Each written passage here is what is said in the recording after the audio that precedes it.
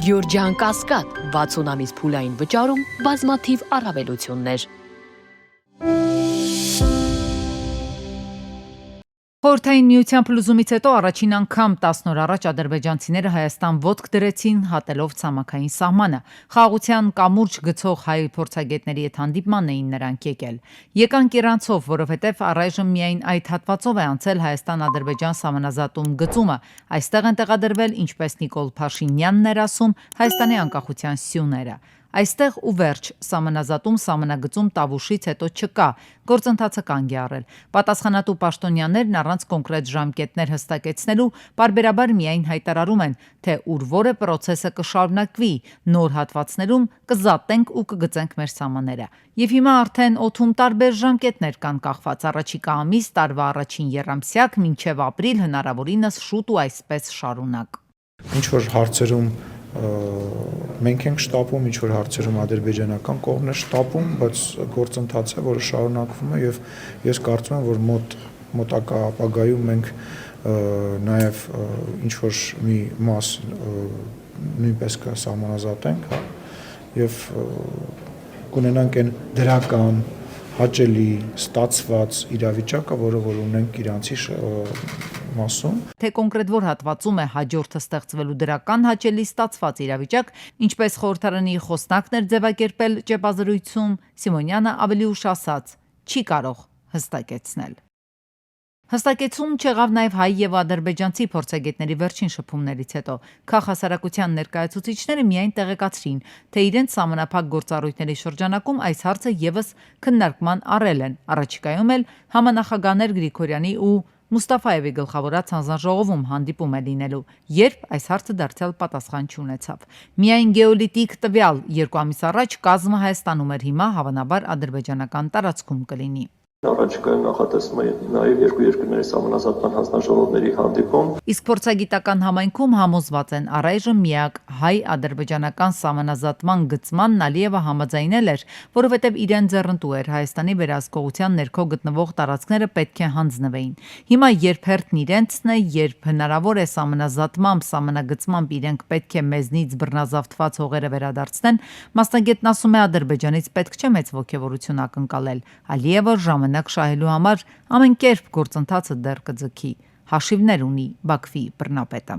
Հայտուն կերպով երևում էր հատկապես այդ Տավուշյան 3-4 գյուղերի մասով հասկանալի էր, որ դա միակողմանի զիջումների արդյունքում կատարված լոկալ դելիմիտացիոն աշխատանք էր, որը որ կատարվեց, ավարտվեց եւ շարունակություն չունեցավ։ Սա այն պարագայում, երբ որ մենք պետք է տեսնեինք հակառակ պատկերը, հաստատի ստացվում է, որ մենք այսօր չունենք դելիմիտացված հստակեցված սահմաններ Ադրբեջանի հետ, որը նաև առիթ է տալու հաջորդ պատերազմական գործողությունների համար, որովհետև նրանք առ այդ պահը չեն հրաժարվել իրենց ծավալապաշտական նկատումներից եւ էքսպանսիոնիստական քաղաքականությունից։ Մի կողմից նախաղաղություն է խաղում, մրցանակներ ստանում, գումարներ շահում, մյուս կողմից տնավորվում ինքնիշխան Հայաստանի հողերում։ Հայկական լրատվամիջոցներով մեկ տեղեկությունը տարածվեց, սա ադրբեջանական մարտական հենակետ է մեր սուվերեն տարածքում։ Օկուպացրել են 22-ի սեպտեմբերյան հարձակման ժամանակ։ Հիմա նախաստորագրյալ խաղաղության պայմաններում այստեղից ճամպրուկները հավաքելու փոխարեն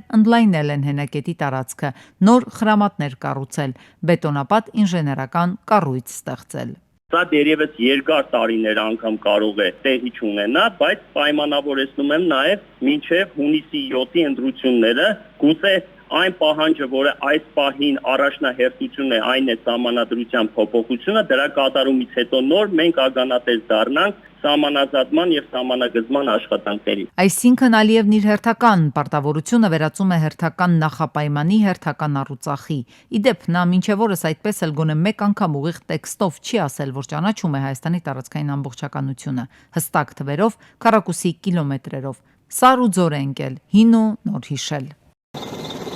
Իրանի շուրջ լարվածությունը չի դադարում, Թրամփը ավելի լարված է պահում տարածաշրջանը, միջերկրական ծով է ուղարկել երկրորդ միջուկային ավիակիրը։ Ամերիկյան տարբեր ավիաբազաներում տեղակայվում են նոր ռազմական նավեր, հարյուրավոր ռազմական ինքնաթիռներ։ Թրամփը սպառնում է Թեհրանին հարվածներ հասցնել, եթե Իրանը չընդունի իր միջուկային ծրագրի սահմանափակումները։ Միջուկայինի հետ կապված ինձ թվում է կողմերը դեռ ունեն ռեզերվ իրենց դիրքերը իրար մոտեցնելու, փորձում են ինչ-որ առանց պատերազմ իրենց ուզածին հասնել։ Իրանի դեմ լարվածությանը զուգահեռ բողոքի ակցիաներ են վերսկսվել Թեհրանում եւ հարակից մեծ ու փոքր քաղաքներում։ Կառավարության քաղաքականությունից դժգոհ ուսանողները դուրս են եկել փողոցներ, պահանջում են հոգեվոր առաջնորդի հրաժարականը։ Իրանում Հնդկաստանի դեսպանատունը խնդրել է իր քաղաքացիներին լքել Իրանը տրանսպորտային միջոցներով եւ կոմերցիոն չվերթներով։ Միացյալ Նահանգների առաջ դրված է խնդիր ոչ թե պարզապես հարվածել Իրանին, այլև հասնել նրան, որպեսզի Իրանում տեղի ունենա իշխանության փոփոխություն։ Դժգոհությունը եթե չլինի ի սկզբանե հանրության մեջ չեն կարող Իսրայելը կամ ԱՄՆ-ն լայնամասշտաբ process-ների աջակցեն եւ սկսեն։ Ամերիկյան լրատվամիջոցները տարբեր ռազմական աղբյուրների հղում տալով գրում են, թե Իրանը Ռուսաստանի հետ 500 միլիոն եվրոյի գաղտնի գործարք է կնքել ժամանակակից վերբա դյուրակիր զենիթահրթիռային համալիրներ գնելու համար։ Դեկտեմբերին Մոսկվայում ստորագրված համաձայնագրով Ռուսաստանը պարտավորվում էր 3 տարվա ընթացքում Իրանին մատակարարել 500 վերբա դյուրակիր արձակման կայանք և 2500 9M336 հրթիռներ։ Իրանի արտաքին գործերի նախարարության պաշտոնական ներկայացուցիչը լրատվամիջոցներին հայտնել է, թե Իրանը տեքստ է պատրաստում Միացյալ Նահանգների հետ հնարավոր գործարքի վերաբերյալ, սակայն չի հաստատել տեղեկություն ՆԱՏՕ-ի շուրջ ժամանակավոր գործարքի կնքման հնարավորության մասին։ Մենք այժմ գտնվում ենք մեր տեսակետների նախապատրաստման փուլում։ Իրանն Ամերիկայի Միացյալ Նահանգների կողմից իրականացված սահմանափակ հարվածը կդիտարկի որպես ագրեսիայի ակտ։ Իրանի շուրջ ստեղծված իրավիճակին զուգահեռ Միացյալ Նահանգները դիտարկում է Իրանի հոգևոր առաջնորդ Այաթոլլահ Ալի Խամենեին եւ նրա որդի Մոջթաբայի վերացման տարբերակները։ Միացյալ Նահանգները նաև դիտարկում է Իրանի շուրջ ստեղծված իրավիճակի լուծման հնարավոր միջոցներից մեկը։ Մյուս կողմից իրանական իշխանությունները նահանջելու շատ տեղ չունեն, որովհետև յուրաքանչյուր նահանջին հաջորդում է արևմուտքի, մասնավորապես Միացյալ Նահանգների ավելի կոշտ ռետորաբանությունը։ Իրանում Միացյալ Նահանգների կողմից հնարավոր ռազմական գործողությունների դեպքում առաջնային տուժող երկրներից մեկը Հայաստանն է լինելու բեռների էներգակիրների փոխադրման լոգիստիկայի առումով։ Տնտեսական ռիսկեր առաջինը, թռիչքներ չեն լինի Իրանի տարածքով եւ ես կարծում եմ, որ ավտոտրանսպորտի հետ էլ խնդիրներ կլինեն եւ եթե ընդլայնվի ռիսկեր կան հաղթականների հետ կապված, մեծ քանակի օրինակ կարող է մարդիկ փորձեն գալ Հայաստան փախնել պատերազմից։ Իրանական հասարակությունը գլխավորապես գաղափարականացված հասարակություն է համախմբված կրոնի շուրջ, ինչը նշանակում է, որ այնպիսի միգրացիոն հոսքեր, ինչպիսին մենք տեսել ենք Իրաքի դեպքում, Լիբիայի դեպքում, Աֆղանստանի դեպքում, ես կարծում եմ այդպիսի հոսքեր այնուամենայնիվ չի լինի։ Միացյալ Նահանգների եւ Իրանի միջև հաջորդ բանակցությունները տեղի կունենան փետրվարի 26-ին Ժնևում։ Օմանյան բանակցություններում որպես միջնորդ կողմն է տեղեկություն տարածել։ Միացյալ Նահանգների կենտրոնական հետախուզության վարչության նախկին գործակալներից են սակայն հայտարարել, թե Միացյալ Նահանգների հնարավոր հարձակումը Իրանի վրա կլինի առաջիկա 2 օրերին, որքան էլ Իրանից մեսիջներ ուղարկվեն, թե պատրաստ են Միացյալ Նահանգների հետ գնալ զիջումների, Թրամփը ավելի ագրեսիվ գործողությունների սցենար է մշակում ընդդեմ Իրանի։ Տարվա ընթացքում ամենակննարկվող թեմաներից մեկը սննդամթերքի շուկայում գների տատանումներն են։ Երկիր, որտեղ բնակչության մեծ մասը եկամտի 80%-ը ծախսում է սնունդ գնելու համար, բնականաբար միանգամից նկատում է այս կամ այն ապրանքային խմբում գնաճը։ Այդպես էր կաթնամթերքի դեպքում, այդպես է մսամթերքի պարագայում։ Վերջին շրջանում նորից նկատվում է մսի, մասնավորապես տավարի մսի գնաճ։ Օրգանիզմի համար խիստ անհրաժեշտ այս մթերքը մարդկանց մեծ մասի համար առանց այն էլ դժվար հասանելի է։ Խանութներում էլ անցած ամիսներին նկատվել է 10-ից 15% գնաճ։ Թերի կիսատ պետական քաղաքականության հետևանքով մենք դեռևս ունենում ենք շարունակաբար կրճատվող գլխաքանակ, ինչը անընդհատ բերում է մսի թանկացմանը, ինչը նաև դիտվեց այս վերջերս տավարի մսի դեպքում։ Չկա նորմալ խելացի անասնաֆերմաներ, չկան ավելացած գլխաքանակ եւ այսօր ունենք մսի դեֆիցիտ։ Այս խնդիրներն ակնհայտ են, այսինքն պարզ է, որ մսամթերքը թանկանում է, որովհետև բարձր է ինքնարժեքը եւ նվազել է քանակը։ Այդուհանդերձ շաբաթներ առաջ էկոնոմիկայի նախարարը բավականին լավատեսորեն էր տրամադրված, երբ ամփոփում էր 2025-ին կատարված աշխատանքները։ Անասնաբուծության մեջ եթե նկատում եք, տեսեք, ուրեմն մսի արտադրությունը ավելացել է 7.3%-ով 25-ին 24-ի նկատմամբ, ուրեմն կովերի միջին կաթնատվությունը 25 թվականին շատ ավելի բարձր է եղել, քան 24 թվականին։ Անասնապահությամբ չզբաղվելու ըստ այդմ գլխականակի նվազման պատճառներից մեկը համարվում է կաթի մատչելի գներով մթերումը, այսինքն ծախս եկամուտ հարաբերակցությունը ձեռնտու չէ ֆերմերների համար։ Կովերի միջին կաթնատվությունը, եթե 2567 կիլոգրամ էր, ուրեմն հիմա արդեն 2610 է դարձել։ Կաթը հիմա մոտավորապես 170 դրամով է այս պահին մթերվում։ Ցանկացած գյուղում, որտեղ օրական կհավաքվի մի ամբողջ գյուղում 700 լիտր կաթ, խնդրում եմ զանգահարեք էկոնոմիկայի նախարարություն։ Մեր սորտերը այնքան վատն են, որ տարեկան 2000-ից 2400 լիտր կաթնատվություն են, աշխարհում տեղ ցուցանիշ երևի չկա, ամերիկյան այծերի չափ են մեր կովերը կաթ տալիս։ Հետևաբար մսատու տավարաբուծությունն էլ էլի նույն վիճակում է։ Այսինքն առաջին խնդիրը, որը նշում են մասնագետները, տեղական սելեկտիվ կայանների միջոցով տեղական կլիմային հարմար մսատու եւ կաթնատու կովերի բուծումն է։ Մյուս խնդիրը, որին բախվում են ֆերմերները, անասնակերի թանկությունն է։ Խոզաբուծության եւ տավարաբուծության ոլորտի մսի ինքնարժեքի էական հատվածը կազմում է հենց սերմի արժեքը։ Անասնակերի հետ կապված խնդիրը պետք է լուծվի, որպեսզի մենք էժան մրցունակ անասնակեր ունենանք։ Որոշակի շրջան նույնիսկ ցանկատարածությունները բավականաչափ կրճատվեցին, մինչև այս տարի պետությունը սուբսիդիոն քաղաքականություն է իրականացնել աշնանացան եւ գարնանացան հացատիկի աճեցման համար, որոշակի աճ կնկատվի նախորդ տարիների համեմատ։ Ամենակարևոր խնդիրներից մեկը, որի պատճառով բազմաթիվ ֆերմերներ նախորդ տարի թողեցին իրենց գործը, հիվանդություններն են, որոնց պատճառով տարբեր տեղեկությունների համաձայն հազարներով կրճատվեց երկրում մանր եւ խոշոր եղջերավորների թիվը Հայաստանում։ Այսինքն, առանց այս մասով պետական վերահսկողական գործիքների ստեղծման դժվար է ֆերմերներին հետ բերել այս դաշտ, ըստ այդմ ավելացնել երկրում անասնագլխաքանատն ու նպաստել մսի գնի նվազմանը։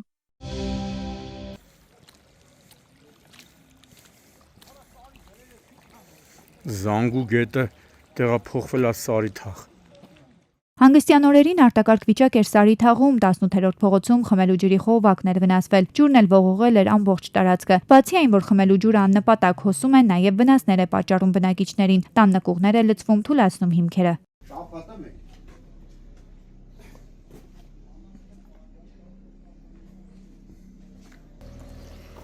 Նույնիսկ բանի կողքով է գնում է,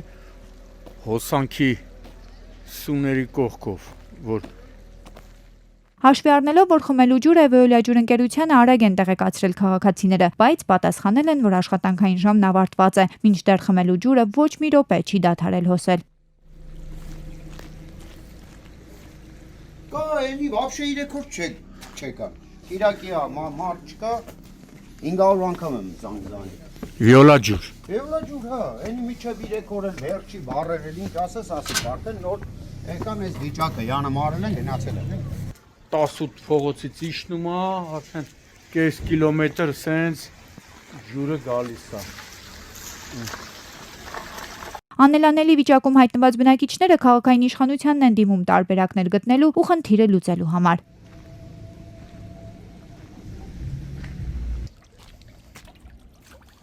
Իսկ Աբովյան քաղաքի ինտերնացիոնալ 4-րդ շենքի բակում հանգստյան օրերին հակասանիտարական վիճակ էր, ու ոչ միայն հանգստյան օրերին, 10 օրից ավելի այստեղ կեղտաջրերի հոսքը չի դադարում։ Ամբողջ տարածքում տիրում է գարշահոտ ու հակասանիտարական վիճակ։ Աբովյանցիներն ասում են, մի քանի անգամ քաղաքապետին են դիմել, կոմունալ բաժնի աշխատակիցները եկել են, մաքրել են դիտահորը, սակայն կարճ ժամանակ անց նորից նույնն է եղել։ Խնդիրը հիմնովին պետք է լուծվի։ Սա ոչ թե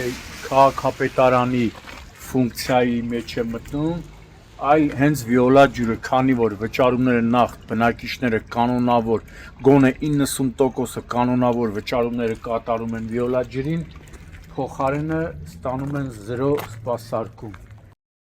Աբովյանցիների խոսքով հիմնական պատասխանատվությունը հենց Veolia ջուրն է կրում։ Ասում են, պետք է նրանց պարտավորեցնել, որ գործի անցնեն, օր առաջ էլ վերացնեն խնդիրը։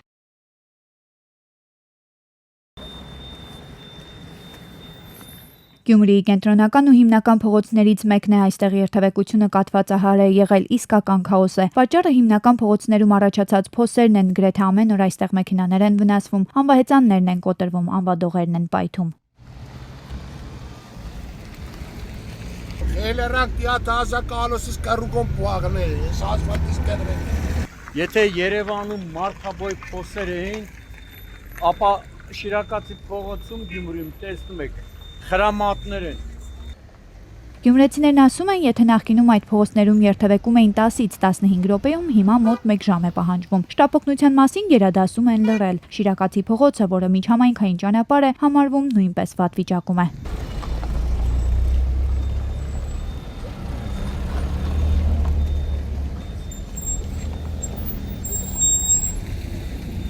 Նույնիսկ ասում կանչա գալի շտապօգնություն են կանչում Առաջ եթե 10 րոպե մեր հասնում բուժարնոյի մոտ, հիմա մի ժամից ավել, նույնիսկ 2 ժամ։ Բարեկայնի ավտոն էլ է հազիվ փոսի վրայով անցնում։ Խճակարով լցել են։ Պատասխանատուներն արագ են արձագանքել, խճակարով են լցրել բոլոր փոսերը։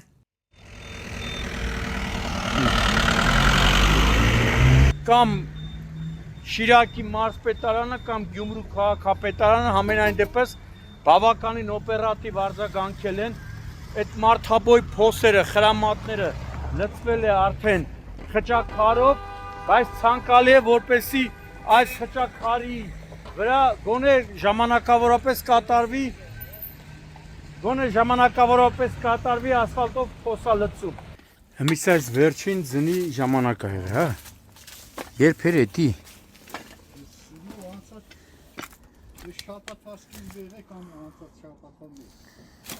Բայց Շիրակի մարզպետարանն ու Գյումրու քաղաքապետարանը միայն այս փողոցում չէ, որ անելիք ունեն։ Վերջին օրերին տեղացած ձյան պատճառով արտակարգ վիճակ է Գյումրի քաղաքի 26 կոմիսարների փողոցում։ 3 հարկանի 2 մուտքանի վթարային շենքի տանիքի մի հատվածի ծածկը ձյան ծանրությունից կոտրվել է, անձրևներն ու ձնհալը տներ են լցվում։